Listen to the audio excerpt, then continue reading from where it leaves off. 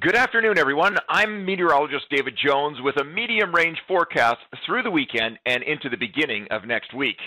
Let's take a closer look. Here's the forecast map for 4 p.m. today.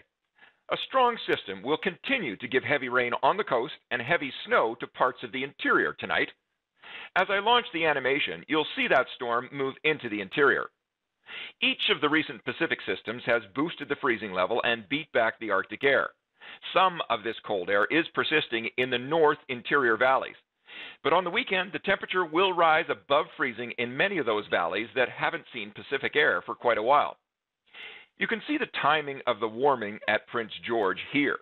By Saturday afternoon, the freezing level will approach 1,500 meters. By midweek, it looks like another hike in the freezing level. Further south at Whistler, you can see the same trend. By 4 a.m. Sunday, the freezing level rises above 1,500 meters or 5,000 feet. Then early Wednesday of next week, there's a brief spike up to 2,000 meters. If you're a skier, don't let this prediction bother you. It's too early to fret. Computer models frequently overestimate the penetration of the warm air inland, so check back on Monday. Okay, let's go back to 4 p.m. Saturday and start the animation again. On Sunday, you'll see a break from the really significant storms and weather. On the coast, moist onshore flow will sustain the wet and keep the temperatures up above 7 degrees on the north coast. Watch what happens between Sunday and Tuesday morning. An intense low will approach Haida Gwaii, bringing gale to storm force winds. That's 34 to 48 knots. By the way, if storm force winds are mentioned in a marine forecast, you can expect a public wind warning to follow because 48 knots is 90 kilometers per hour, and that's our threshold for a public wind warning. And just so you know, for future systems stronger than this one, the power of the wind rises almost exponentially above about 100 kilometers per hour.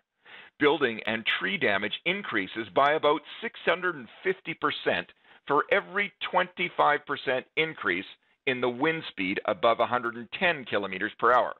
I'll let you digest that for a few seconds. Here's the precipitation amount forecast through Saturday. Along the coast, 35 millimeters from north to south, but heavier amounts across the north and central coast, perhaps up to 75 millimeters through the day Saturday.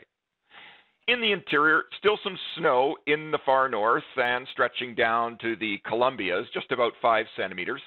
Heavier amounts across the Peace Country, let's call it 5 to 10 there, and the heaviest snow in the range of 10 to 20 centimeters is expected by late Saturday through the northern Rockies, stretching right down to the Yellowhead.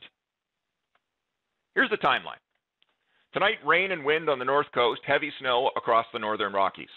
On Saturday, the rain spreads south and the snow continues in the interior.